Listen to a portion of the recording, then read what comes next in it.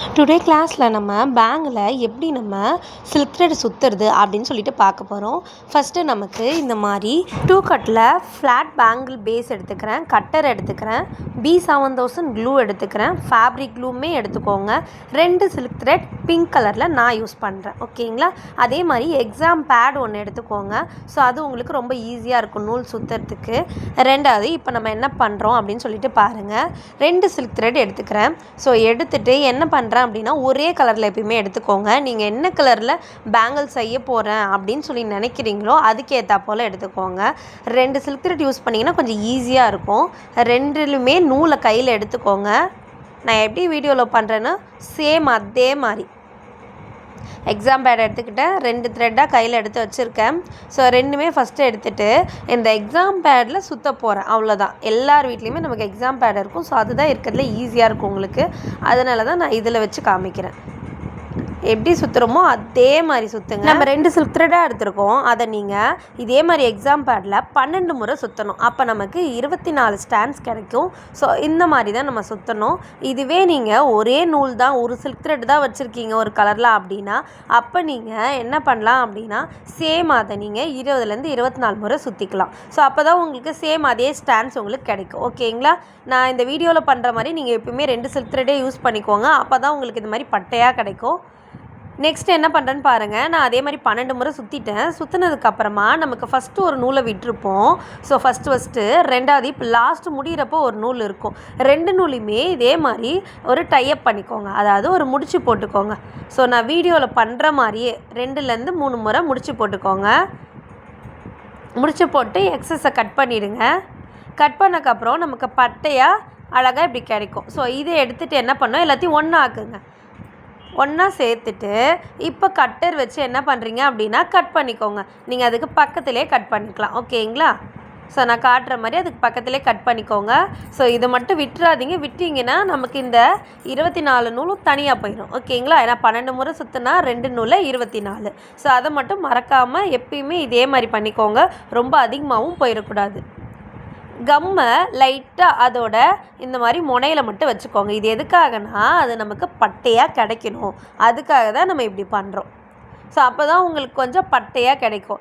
இப்படி கம் வைக்கல அப்படின்னா அப்படியே உருண்டையாக ஆயிடுற மாதிரி ஆகிடும். ஓகேங்களா? நீங்கள் பேங்கிளில் வைக்கிறப்பையும் கொஞ்சம் கரெக்டாக இருக்காது. இது எல்லாமே டிப்ஸ் தான். ஃபஸ்ட்டு சில்க் த்ரெட்டில் லைட்டாக இந்த மாதிரி எட்ஜஸில் நீங்கள் கம் வச்சு ஒரு 2 நிமிஷம் ட்ரை பண்ண விடணும். இந்த இடத்துல மட்டும் நீங்கள் ட்ரை பண்ண விடாமல் அப்படியே எடுத்து பேங்கிளில் வச்சிங்கன்னா உங்களுக்கு எல்லா நூலும் தனித்தனியாக போயிடும் கையில் கம் பட்டு.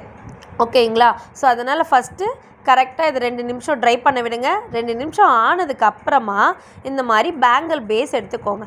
அதே மாதிரி நான் ஏன் ஃபஸ்ட்டு ஃப்ளாட் பேங்கிளில் யூஸ் பண்ணேன்னா உங்களுக்கு அதுதான் ரொம்ப ஈஸியாக இருக்கும். அதனால தான் அந்த பேங்கிளில் காமிச்சிருக்கேன். ஓகேங்களா? ஸோ இதில் என்ன பண்ணுறீங்க, கம் வச்சுருக்கேன். நான் அந்த பேங்கிள் பேஸில் கொஞ்சமாக கம் அப்ளை பண்ணிவிட்டு ரெண்டாவது என் கையில் இருந்த அந்த த்ரெட்டை என்ன பண்ணியிருக்கேன் அது மேலே அப்படியே ஒட்டி விட்டுருக்கேன். இதை நீங்கள் ஒரு 2 மினிட்ஸ்லேருந்து 5 மினிட்ஸ் வரைக்கும் ட்ரை பண்ண கம்பல்சரி விடணும்.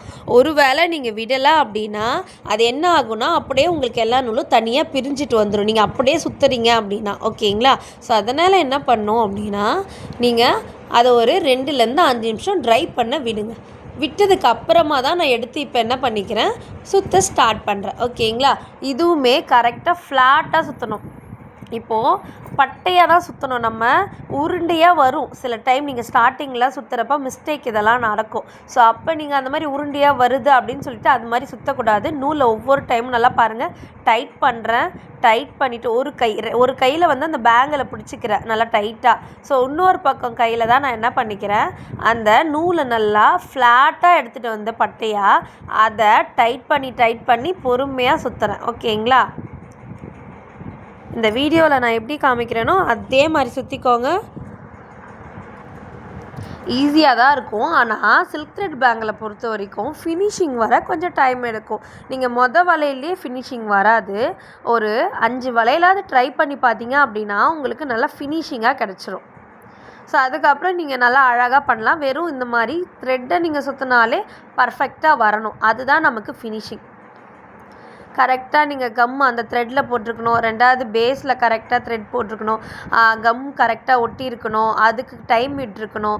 3வது என்ன பண்ணியிருக்கணும் அப்படின்னா, நான் இப்போ பட்டையாக எப்படி சுற்றுறனோ அதே மாதிரி நீங்கள் சுற்றிருக்கணும். ஸோ அது இல்லாமல் உருண்டையாக சுற்றினீங்க அப்படின்னா உங்களுக்கு அது ஃபினிஷிங் வராது. ஆனால் பிகினராக இருந்தீங்கன்னா இந்த மிஸ்டேக்லாம் ஆகும் தான். ஸோ அது உங்களுக்கு நீங்கள் ஒரு 4-5 முறை ட்ரை பண்ண உடனே ஃபினிஷிங்காக வந்துடும். ஸோ அதுக்கு நீங்கள் எதுவும் கவலைப்பட வேண்டாம்.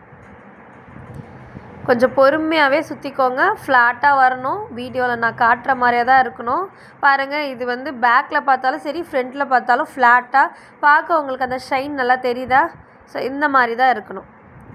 இப்போ ஒரு டவுட் வரும், நான் வளையலோட பாதி தானே சுற்றிருக்கேன், ஸோ மிச்சம் எப்படி சுற்றுறது அப்படின்னு சொல்லிட்டு. இது வந்து நீங்கள் மொத்தமாக நிறைய த்ரெட் எடுத்துலாம் சுற்றக்கூடாது, ஓகேங்களா? ஸோ இது வரைக்கும் நீங்கள் அப்படி தான் ஒரு வேளை ட்ரை பண்ணி இருந்திருக்கலாம். அதனால தான் உங்களுக்கு மிஸ்டேக்காக வந்திருக்கும். இது என்ன பண்ணுன்னா, நம்ம இது வரைக்கும் முடிஞ்சிருச்சா அதோட கம் போட்டுறேன். நான் கரெக்டாக அந்த இடத்துக்கு கீழே கம் போட்டிருக்கேன். அதுக்கப்புறம் எக்ஸஸ் எல்லாமே நான் வந்து கட்டர் வச்சு கட் பண்ணிடுறேன்.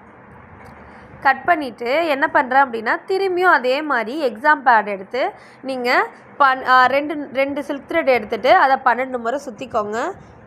சேம் நான் அதை சுற்றி வச்சுட்டு ஆல்ரெடி அதை உங்ககிட்ட காமிக்கிறேன். ஒரு வளையல் செய்கிறீங்க அப்படின்னா இது 2 கட்டாக இருக்கவே உங்களுக்கு 2 முறை ஆகும், ஓகேங்களா? கொஞ்சம் எக்ஸ்ட்ராவும் ஆகும். ஸோ அதுக்கேற்ற மாதிரி நீங்கள் சுற்றிக்கணும். இதுவே 1 கட்டாக இருந்தால் அதோட பெருசாக இருக்கும், அது கொஞ்சம் தடிமனாக இருக்கும். இதே 4 கட் வளையலாக இருந்துச்சு அப்படின்னா உங்களுக்கு இதோட சீக்கிரமாகவே நமக்கு முடிஞ்சிடும். இதுவே வந்து 2 கட் ஆல்ரெடி சொல்லிட்டேன். 4 கட் 6 கட் பேங்கிளுமே இருக்குது. அது ரொம்ப குட்டியாக நமக்கு ஈஸியாகவே முடிஞ்சிடும். அதோட தடிமனை பொறுத்து தான் சில்க் த்ரெட், ஓகேங்களா? இப்போ நான் ஏற்கனவே ஃபஸ்ட்டு எப்படி பண்ணணும் அதே மாதிரி தான் கம் போட்டிருக்கேன். இப்போ திரும்பியும் அந்த பேஸ் இப்போ 2வது நூல் எப்படி கண்டினியூ பண்ணுறேன்னு பார்த்துக்கோங்க. சேம் ப்ராசஸ் தான்.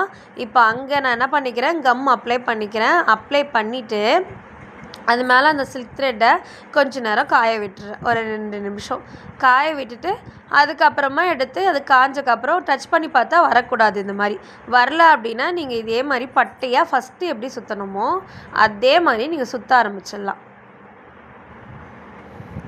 சேம் அதே மாதிரி சுற்றி இதுலேயே இந்த நூல் உங்களுக்கு முடிஞ்சிருச்சு அப்படின்னா நீங்கள் அதோட முடிச்சுக்கலாம்.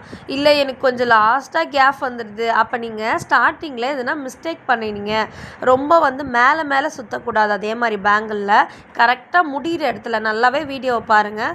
ஒரு சில்க் த்ரெட் நம்ம சுற்றி பட்டையாக முடிக்கிறோன்னா அடுத்த பட்டை அது மேலே துவங்காது, அதுக்கு பக்கத்தில் தான் நமக்கு கரெக்டாக சுற்றணும்.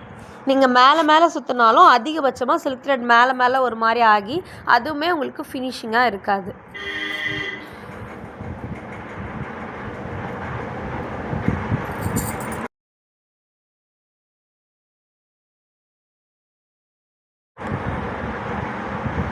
நான் சேம் ஃபஸ்ட்டு பண்ண மாதிரி தான் திரும்பியுமே பண்ணுறேன். ஆனால் நான் வீடியோவில் எப்படி பண்ணுறேனோ அதே மாதிரி பண்ணுங்கள். ஃப்ளாட்டாக மட்டும்தான் பண்ணணும். அது நல்லா பாருங்கள், கிட்ட வச்சு காமிக்கிறேன். பொறுமையாக ஃப்ளாட்டாக சுற்றணும். இதே மாதிரி இந்த வளையல் ஃபுல்லாக நம்ம ஃபினிஷ் பண்ணிக்கணும்.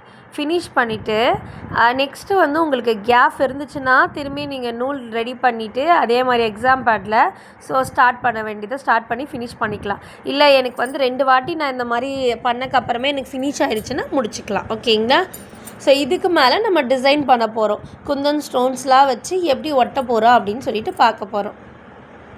நான் இப்போ என்ன பண்ணியிருக்கேன்னா 4 வளையல் ரெடி பண்ண போகிறேன். ஸோ ஒரு கைக்கு 2 வளையல் அந்த மாதிரி சொல்லிவிட்டு. ஸோ இப்போ எனக்கு 2 நூல்லே ஃபினிஷ் ஆகிடுச்சு, பார்த்தீங்கன்னா தெரியும் உங்களுக்கு. இன்னும் கொஞ்சம் தான், அதோட கம் போட்டு எப்படி இந்த லாஸ்ட்டுமே ஃபினிஷ் பண்ணுறது அப்படின்னு சொல்லிட்டு நல்லா தெளிவாக பார்த்துக்கோங்க. இப்போது இன்னும் ஒரு டைம் சுற்றினேன்னா எனக்கு முடிஞ்சிடும். அதுமாதிரி கிராஸாக நமக்கு சுத்த வரும். அப்போ நம்ம தான் ஸ்ட்ரைட் பண்ணணும். 2-3 நூல் எடுத்துகிட்டு ஸ்ட்ரைட் பண்ணிக்கோங்க. இங்கே பாருங்கள், ஃபுல்லாக ஃபினிஷ் ஆகிடுச்சா? இதுக்கு மேலே நீங்கள் சுற்றக்கூடாது. கரெக்டாக ஃபுல்லாக ஃபினிஷ் ஆகிடுச்சு. ஸோ அதுக்கு மேலே நிறைய டைம் சுற்றினீங்கனாலும் அந்த இடம் மட்டும் இப்போ முடிகிற இடம் ரொம்ப தடிமனாக தெரியும், நல்லா இருக்காது. இப்போ இதுக்கு அடியில் ஜஸ்ட் அந்த பேஸ் மேலே கொஞ்சமாக கம் அப்ளை பண்ணிக்கணும். நான் எல்லாத்துக்கும் B7000 க்ளூ யூஸ் பண்ணுறேன். ஃபேப்ரிக் க்ளூவுமே நம்ம யூஸ் பண்ணுவோம், ஓகேங்களா? 2 வகையான க்ளூவும் யூஸ் பண்ணுவோம். இப்போ நான் இதுக்கு முன்னாடி இப்போ வளையல் பேஸில் யூஸ் பண்ணது எல்லாமே நீங்கள் ஃபேப்ரிக் க்ளூ கூட ஸ்டார்டிங் பிகினராக இருந்தால் நீங்கள் யூஸ் பண்ணிக்கலாம். ஸோ அதுவே உங்களுக்கு இன்னும் பெட்டராக இருக்கும். B7000ல உங்களுக்கு ஒரு மாதிரி ஒரு இழை மாதிரி வரும். ஓகேங்களா? ஸோ அதனால் சொல்கிறேன். இப்போ நான் எக்ஸஸ்லாம் கட் பண்ணி எடுத்துட்டேன். இதை நல்லா ட்ரை பண்ண விடணும். இப்போ நீங்கள் இந்த பேங்கிள் எல்லாமே நல்லா ட்ரை பண்ண விட்டுட்டு, அதுக்கப்புறம் எவ்வளோ நேரம் அப்படின்னா, நீங்கள் 2 ஹவர்ஸ்லேருந்து 3 ஹவர்ஸ் கூட ட்ரை பண்ண விடலாம். இது எதுக்காகனா, கொஞ்ச நேரம் விட்டுட்டு, அதுக்கப்புறமா நீங்கள் ஸ்டோன்லாம் மேலே ஒட்டிக்கலாம். ஸோ நெக்ஸ்ட் வீடியோவில் நான் இதுக்கு என்ன டிசைன் ஸ்டோன்ஸ்லாம் வெரைட்டிஸ் ஒட்டுறேன் அப்படின்னு சொல்லிட்டு சொல்கிறேன். இன்னும் நிறைய வெரைட்டிஸ் ஆஃப் பேங்கிள்ஸ் வந்து நம்ம பார்ப்போம் நெக்ஸ்ட் வீடியோவில். இதை நீங்கள் செஞ்சு ட்ரை பண்ணி பாருங்கள்.